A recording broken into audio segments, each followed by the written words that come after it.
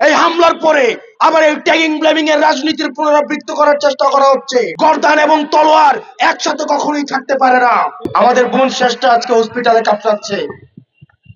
আমরা আইন শৃঙ্খলা রক্ষাকারী বাহিনী যারা রয়েছে, আমরা তাদের দায়িত্ব অবহেলার আমরা নিন্দা জানাই।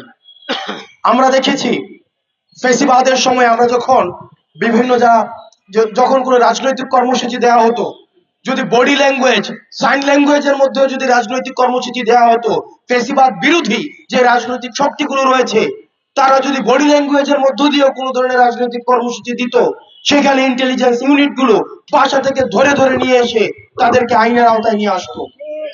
কিন্তু আজকে আমরা দেখছি ঘোষণা দিয়ে এনসিটিভির সামনে আজকে আক্রমণ করা হয়েছে। যারা অপরাধী তাদের ছবি জাতির কাছে স্পষ্ট, যারা হামলা করেছে তাদের ছবি জাতির কাছে স্পষ্ট, যারা আমার ভাই বন্ধুর উপরে হামলা চালিয়েছে তাদের ছবি সবার সামনে স্পষ্ট। কিন্তু আমরা দেখছি তাদেরকে কোনোভাবে সেফ এক্সিট দেওয়ার জন্য ট্যাগিং ব্লেমিং গেম শুরু হয়েছে, যেটি আমাদের গত দেড় যুগের ফেসিবাদী যে কাঠামো রয়েছে এই কাঠামোর হচ্ছে সাইক্লিক্যাল যে চর্চাটি অব্যাহত রয়েছে।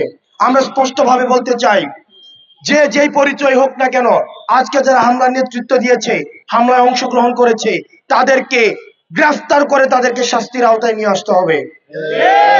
এবং এই জাতিগত আমাদের এই সম্প্রীতিকে যারা পুঁজি করে, যারা এই বিভেদকে পুঁজি করে, যারা হচ্ছে দেশ বিভাগের ভূখণ্ড বিভাগের ষড়যন্ত্রে যারা লিপ্ত হচ্ছেন, দেশীয় ষড়যন্ত্র এবং বিদেশি ষড়যন্ত্রে যারা পা দিচ্ছেন, তারা হচ্ছেন বাংলাদেশের শত্রু।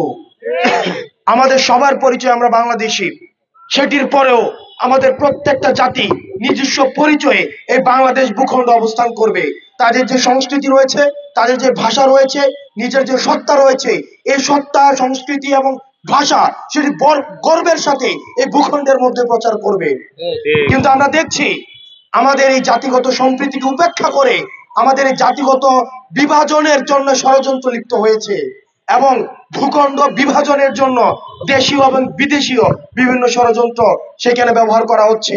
এবং দুঃখজনক বিষয়, এই ফ্যাসিবাদের সময় যে ট্যাগিং ব্লেমিং এর রাজনীতি ছিল, আজকে আমরা দেখছি এই হামলার পরে আবার এই ট্যাগিং ব্লেমিং এর রাজনীতির পুনরাবৃত্তি করার চেষ্টা করা হচ্ছে।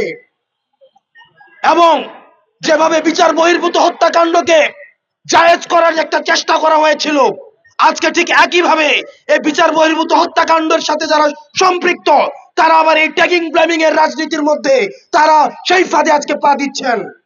আমরা আপনাদেরকে বলতে চাই, এই ট্যাগিং ব্লেমিং এর রাজনীতির আমরা কবর রচনা করেছি 5ই আগস্ট। এই 5ই আগস্ট পরবর্তীতে আমরা বারবার বলছি গর্দান এবং তলোয়ার একসাথে কখনোই থাকতে পারে না।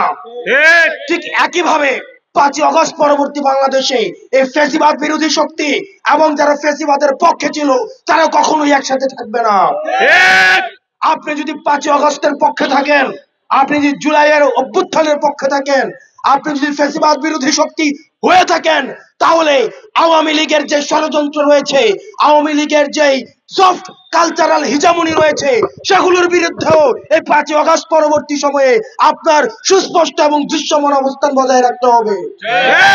কিন্তু অত্যন্ত পরিতাপের বিষয়, 5ই আগস্ট পরবর্তী সময়ে আমরা দেখছি আওয়ামী লীগের যে কালচারাল হিজামনি, সেই হিজামনিকে আবার টিকে আনার জন্য, সেটাকে আবার রিইনস্টল করার জন্য আমাদের দেশের কালচারাল একটা হিজামনি যারা মানুষকে ট্যাগিং এবং ব্লেমিং এর মধ্য দিয়ে এই শাসন এবং শোষণকে যারা হচ্ছে এই গত 15-16 বছরের যারা হচ্ছে এই আওয়ামী লীগের অপশাসনকে যারা ন্যায্যতা দিয়েছে তারা আবার সক্রিয় হচ্ছে।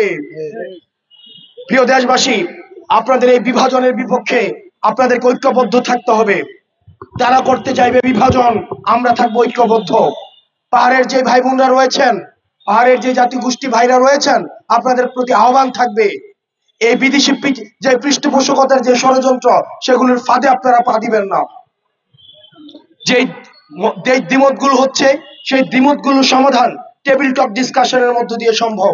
আমরা বারবার বলছি ডিসকাশনের মধ্য দিয়ে সলিউশনে পৌঁছানো যায়। অপারেশন করে, সাপ্রেশন করে, নির্যাতন করে, নিপীড়ন করে কখনোই সলিউশনে পৌঁছানো সম্ভব নয়। সুতরাং আমাদের যে মতপার্থক্যগুলো রয়েছে সেই মতপার্থক্যগুলোর সমাধানের জন্য আমাদের টেবিল টক ডিসকাশন আমাদের উন্মুক্ত রয়েছে। আমরা ডিসকাশনের মধ্য দিয়ে আমাদের এই মতবিরোধগুলোকে আমরা আমাদের ঐক্যমত্যের আমরা পৌঁছাবো এবং সবাইকে আহ্বান জানাবো আমাদের যে ফেসিবাদ পরবর্তী যে সংগ্রাম, এই দীর্ঘমেয়াদী সংগ্রাম আমাদের অব্যাহত রয়েছে। যতদিন না পর্যন্ত আমাদের যে রক্তের দায়ভার, আমাদের যে দায়িত্ব, শহীদদের প্রতি যে আমাদের কৃতজ্ঞতাবোধ, আহতদের প্রতি যে আমাদের দায়িত্বশীলতা, সেটি যতদিন না পর্যন্ত আমরা বাস্তবায়ন করতে পারছি, ততদিন পর্যন্ত আমাদের এই লড়াই এবং সংগ্রাম অব্যাহত থাকবে। ইনকিলাব জিন্দাবাদ।